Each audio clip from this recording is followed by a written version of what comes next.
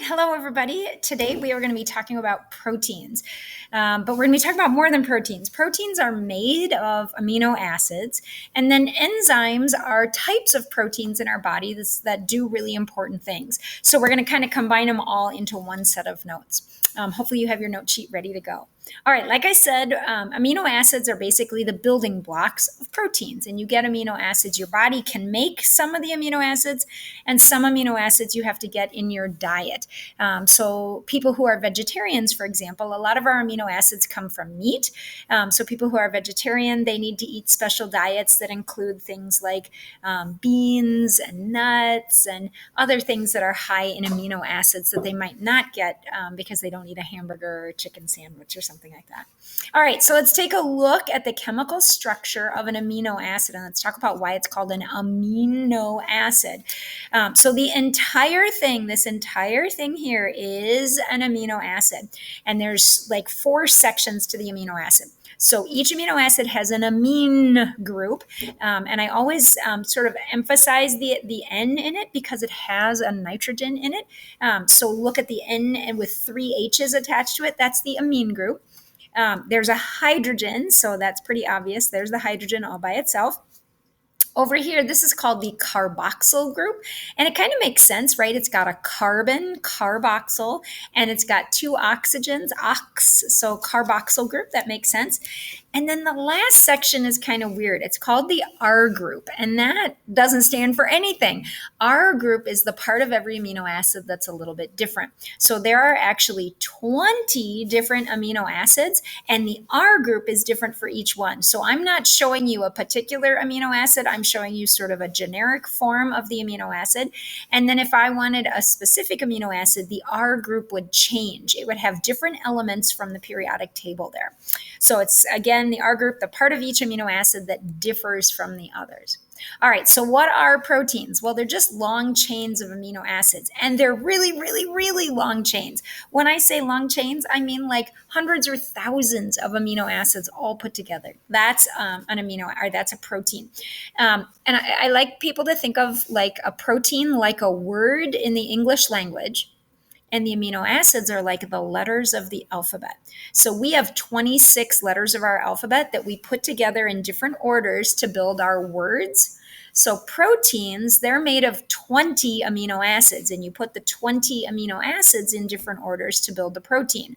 But our words are usually like 1 to 6 letters long on average. Proteins are hundreds to thousands of amino acids long.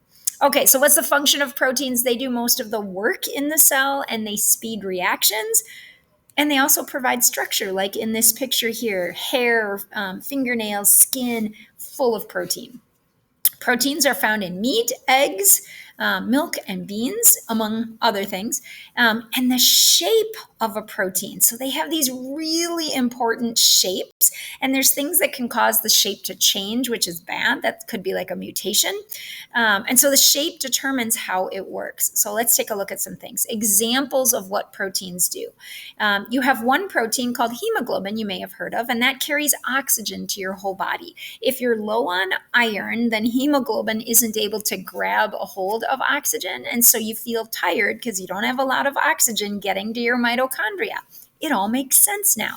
So that's one thing a protein could do. Some proteins you have in your saliva, or you have them in your stomach acid, and they help break up food into its component parts.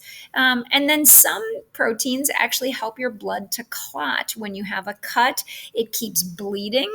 But there are proteins that come in and stop the blood so that you don't bleed to death. Somebody who has hemophilia, their proteins maybe aren't working correctly to clot their blood. That's what hemophilia is, people who can keep bleeding and the blood doesn't stop. All right, and then down at the bottom it says, this diagram shows the complex shapes of proteins. The shape determines how a protein functions. I often tell my students to think of proteins like puzzle pieces. And if a puzzle piece changes shape, then it won't fit in the puzzle. And that's kind of similar to proteins here. Their shapes are super important, and if anything changes their shape, then they don't work anymore. Okay, on to enzymes. Enzymes are a type of protein.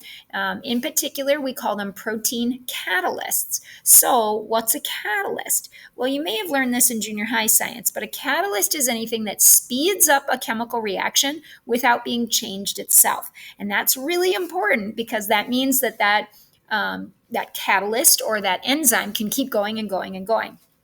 Here's a really gross example.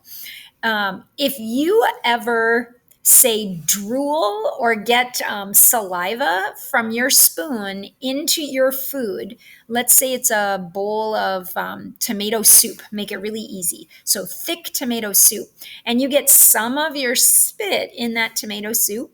If you wait, that tomato soup will start getting thinner and thinner and thinner. And that's because you've got these enzymes that are digesting the tomato soup and they keep working and they don't get used up. And so pretty soon you have this disgusting thin tomato soup, and that's because your spit got into it. Now, you want to know, why does she know that? Okay, well, I know it for a good reason, but anyway. All right. So an enzyme, you guys, is a type of catalyst, but it's made of protein. Not all catalysts are made of protein. So it's made by the cells and it's specifically for speeding reactions in your body. Enzymes speed the rates of our reactions by at least 1,000,000 times. So we're able to be lightning fast because of our enzymes. If we didn't have enzymes, then we would be moving in major slow motion. All right, and I always tell my kids, I said the shape is super important. So I want you to think of proteins as these puzzle pieces, and this is a good example here. So it says enzymes have shapes that can be, sorry, my picture's in the way. I don't know what it says there, that can bend slightly to fit with other molecules. Then they break or make new bonds. So let's look at the diagram for a second and make it make sense. The gray thing, that's the enzyme. And then the green thing, that's called the substrate. That's whatever chemical or molecule that the enzyme is going to work on. So let's pretend for a moment, because this is an easy example. Let's say it's the sugar lactose that we get in milk. So you have an enzyme, and the sugar and the enzyme, they match like puzzle pieces. And the enzyme attaches to the lactose, to the substrate, and it breaks it up, and it breaks it into two sugars called galactose and glucose. I think that's right. Anyway, it breaks it up, and that's how you digest the sugar lactose. You may know some people, or it may be you, that are lactose intolerant. That means you have trouble eating or digesting dairy foods. Well, that's because either your enzymes aren't working correctly, or maybe they have a funny shape, or maybe you don't even have them at all. And that makes you lactose intolerant. That means there's nothing that will break that lactose molecule apart. And so you don't digest it. And so it makes people who are lactose intolerant feel cruddy. So the shape is super important. So it says here, an enzyme cannot work properly if something causes its shape to change. And there are three things that you need to know that could cause its shape to change. Number one, you may or may not have had this unit yet, but DNA, all DNA does is tells our body how to build protein. Our ribosomes are the ones that put the proteins together, but all DNA does is tells our cells how to build proteins. And if you have a mutation in the DNA, then the protein might not get built correctly. So for example, somebody who's lactose intolerant, maybe there's many causes of it, but maybe they have a mutation in their DNA that causes the shape of their lactose enzyme to be funny shaped, and then it doesn't work anymore. So the first thing that can change the shape, a mutation in the DNA. Number two, extreme heat. And when I say extreme, I'm just talking about in your body. So your normal temperature is 98.6 degrees approximately Fahrenheit, or about 36 degrees Celsius. That's our normal temperature. But if our temperature rises, if we have a really high fever, if you're talking about Fahrenheit, we're talking about like 108 degrees.